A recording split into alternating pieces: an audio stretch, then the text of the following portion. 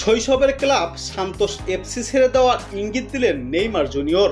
লিগে ভিলা বেলমিরোতে ইন্টারন্যাশনালের কাছে 2-1 গোলে হেরে যায় সান্তোস।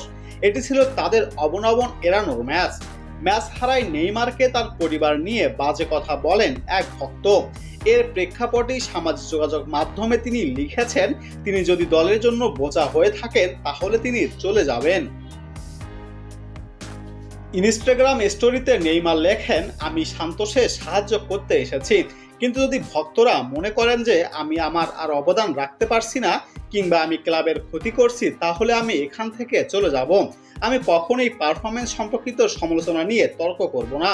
তবে আমাকে ভারতের সৈনিক বলা কিংবা আমার পরিবারকে অপমান করা আমি মেনে নেব না। দুঃখিত, কিন্তু আমিও মানুষ, কখনো কখনো নিজেকে নিয়ন্ত্রণ করা কঠিন হয়ে পড়ে। ভিলা বেলমিরোতে ম্যাচের মাঝেই এক সমর্থক উত্তেজিত হয়ে পড়েন, নেইমারকে উদ্দেশ্য করে বলেন বাজে কথা। পাল্টা জবাব আসে ব্রাজিলিয়ান এই ফরওয়ার্ডের কাছ থেকেও।